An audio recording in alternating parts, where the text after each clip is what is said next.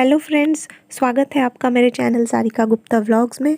तो रानू मंडल का जो सीरीज़ चल रहा है वीडियो का, उसी के तहत आज हम लोग सुन लेंगे रानू दी के मुंह से ही उनके बचपन की कहानियाँ, जो कि वो कह तो रही हैं बंगाली में, लेकिन जहाँ जहाँ ज़रूरत होगी मैं आपको हिंदी में ट्रांसलेट कर दूँगी। तो चलिए शुरू करते हैं व्लॉग और सुन लेते हैं उनकी बचपन की कहानियाँ उन्हीं की ज़ुबानी। दरअसल रानू दी ने बताया बचपन में ही उन्होंने अपने माता पिता को खो दिया था। उनकी एक मौसी थी जिन्होंने उनकी परवरिश की थी, लेकिन जिस तरह से मौसी अपने बेटे की परवरिश कर रही थी उस तरह से रानू दी का केयर नहीं करती थी, ना ही उस तरह से पढ़ाई लिखाई करवाई गई उनको। साथ ही खेलने भी चाहती अगर वो बचपन में अपने उम्र की लड़कियों के साथ, तो उन्हें उस तरह से खेलने का भी परमिशन नहीं मिलता था। तो मतलब हर समय कुछ ना कुछ तकलीफ़ में ही उनका गुजरा है जीवन बचपन से ही। वही सारा कुछ ये बंगाली में यहाँ बताने की कोशिश कर रही हैं, तो चलिए सुन लेते हैं। মানে লাল্লাটি তো এই লাল্লাটি খেলতে যদি আমার মাসি যেহেতু বলে মানে সঙ্গে সঙ্গে লিখে মানে এই ধরনের পরিবার বাচ্চা বয়স থেকে পড়াশোনার লাইফ থেকে নিয়ে জীবন থেকে নিয়ে এবং এই সমস্ত কিছুতে মানে ওটা বাধা বাধা মানে শুধু বাধা মানে বাধা মানে তাদের আগ্রহটা আমার প্রতি ছিল না। তার একটা ছেলে তাকে যেভাবে পড়াশোনা করেছিল আমি যেগুলো আসছে যেভাবে পড়াশোনা বলতে কি আমার যেমন বাইবেল রিড করা বা কোনো একটা লেখা পড়া, সেটা যদি খুব খুব জড়ানো হয় তাহলে আমার পক্ষে সম্ভব হয় না। যদি একদম পরিষ্কার হয় তাহলে পড়তে ভালো হয়, কিন্তু সেই সময় ওরকম লেখা তো সবাই লেখে না। যাদের হ্যান্ড রাইটিং পাকা, যাদের হাতে লেখা খুব পাকা, ওরা খুবই ঘুরিয়ে পেঁচিয়ে লেখে, ওদের স্টাইলটা কিছু আলাদা, ওরাই করতে পারে, আমি পারি। আমার জন্য একটা বাচ্চা কেমন নয় সেরকম আমার জীবনটা যেটা রয়ে গেছে। তো আমি শুনে শুনে যেটুকু শিখেছি, তো আমাকে কোনো স্যার আমাকে বা কোনো দিদিমণি আমাকে কোনো সময় শিখায়নি বসে যে এটা এই হয় সেই হয়। আর এটা খুব আশ্চর্য ঘটনা। এটার সাক্ষী আমার মালিক, মানে আমার গর্জাকে বলি বা জি মালিক ছিল আছে, সেই জানি আমি সত্যি কথা বলছি। হ্যাঁ অবশ্যই, কারণ সে বিনা মতো কেউ ছিল না, নেই ছোটবেলা থেকে। বাকি তো পৃথিবীটা তো আর একটা জাত বাস করে না, বিভিন্ন জাত বাস করেছিল বা করে। সেই ক্ষেত্রে তো উনি সবার জন্যই সব পৃথিবীতে সমগ্র ভালো বা পাপি সবাদের জন্য তিনি তার জীবনটা উৎসর্গ করেছিলেন। জাস্ট মানুষ জাতকে ভালোবেসে, একজনকে ভালোবেসে না, মানুষ জাতকে ভালোবেসে, যাতে মানুষ জাত তাকে বুঝতে পারে এবং প্রতিটা মানুষ যেন সত্যকে চলতে পারে, তাকে উপলব্ধি করে অর্জন করে। যেটা প্রশ্ন আর গান শেখা করো আমি কোনোদিন কখন, আমি যেমন পড়াশোনা আমাকে কেউ শেখাতে পারিনি বা কারোর ক্ষমতা ছিল না। আমার মেশো মায়না কম পেত বলে আমার মাসি বলতো, মেশো তোর মায়না পায় তো তোকে আমি স্কুলে কী পড়াবো, তাই এই কথা বলে কাটিয়ে দিত। কিন্তু যদি তার ঘরে যদি আমি জন্মাতাম তাদের ঘরে, তাহলে তারা আমাকে কী করে ফেলতো, জানতো যে না ছেলেকে পড়াইতো মেয়েকেও পড়াতে হবে, এরকম একটা ধারণা থাকতো নিজের মা বাবা হলে। কিন্তু সে তার ওই কর্মে তো তারা আমাকে বুঝিয়েছিল যে আমি তার নিজের কোনো মেয়ে ছিলাম না, তার দিদির মেয়ে ছিলাম। অতএব এই যে একটা কর্ম সে বুঝিয়েছে, বোঝানোর ক্ষেত্রে সঙ্গে স্কুলে পড়ায়নি বা পড়াতে পারিনি, কিন্তু এর মানে নাই যে আমি পড়তে পারি না। আমার তো মালিক আমার সহায় ছিলেন, আছেন।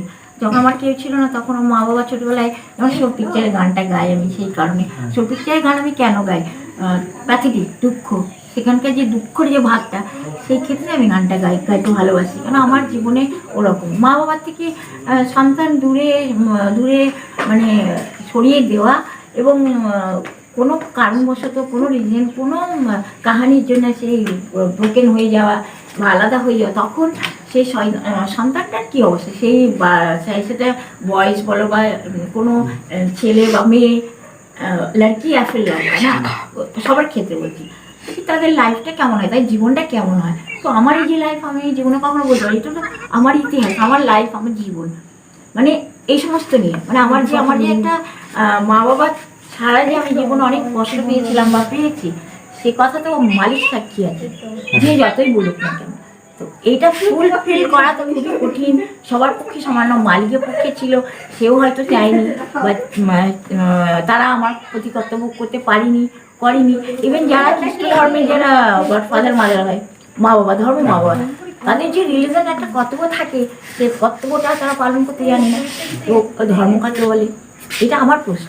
তো তো যারা নাকি আমার মা, আমি যখন শিশু, আমার যখন বয়স 6 মাস, তখন তো আমি আমার মা বাবাকে বলতে পারি না, মানে আমার বাবা কে কে জন্ম দিয়েছে আমি সেটাও জানতাম না। আর তো আপনাদের মধ্যে কেউ পারবে, কোনো 6 মাসের শিশু বলতে পারবে যে তার মা বাবা কে ছিল না?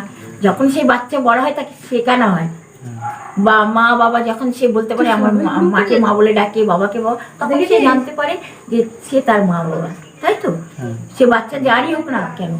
তো আমার জীবনে এ ধরনের কোনো কাজ হয়নি। আমি দুধও খেতে পাইনি, ঠিক আছে, ছোটবেলা থেকে আমি দুধও খেতে পাইনি।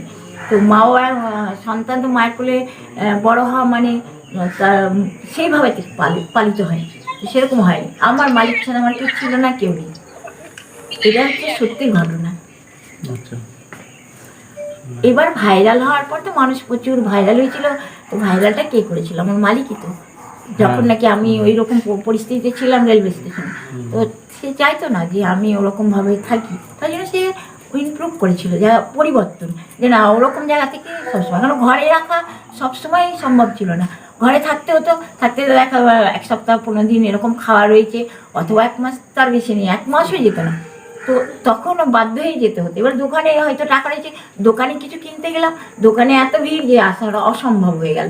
তো সেই দোকান থেকে ফিরে আসার আর ইচ্ছা থাকতো না তখন। এবার আমার একটা মাসি ছিল কলকাতায়, সে ফট করে আসতো, হঠাৎ মানে ওইভাবে দেখে ফট করে আসতে এসে ট্রেন থেকে নেবেই আমাকে বলতো এখানে কেন, চল ঘরে চল, ঘরে নিয়ে আসতো। সেই একটা ব্যাপার ছিল।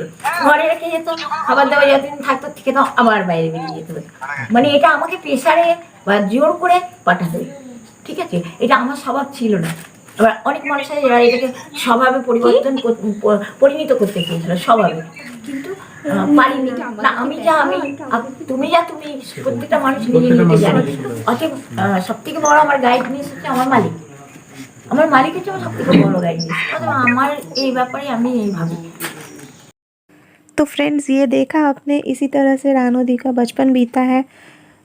बहुत दुख में ही बीता है, और साथ में बड़े होने के बाद भी जब वो कह रही थी कि खाने के लिए जब तक सामान होता था तब तक इसी घर में वो रहती थी, फिर जब खाने का सामान ख़त्म हो जाता, पैसे भी नहीं होते थे, तो फिर उन्हें स्टेशन जाके ही बैठना होता था।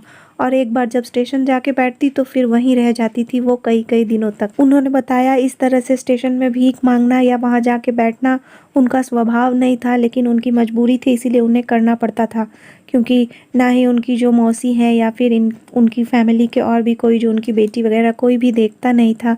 तो पैसे ना होने के वजह से उनको जाना ही पड़ता था, मजबूरी थी, क्योंकि खाना तो चाहिए होता है किसी को भी ज़िंदा रहने के लिए। तो यही वजह थी कि वो स्टेशन में जाती थी।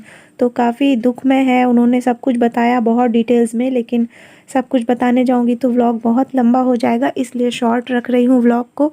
तो ये सब कुछ जब सुना ना, उनकी तकलीफ़ सुन के सच्ची मेरा भी मन बहुत दुखी हो गया था कि एक इंसान किस तरह से इतना तकलीफ़ झेल के, वैसे तकलीफ़ तो देखा जाए तो हमारे आसपास हर कोई दुखी है, सुखी तो कोई भी नहीं, सबको कुछ ना कुछ स्ट्रगल लाइफ में रहता ही है।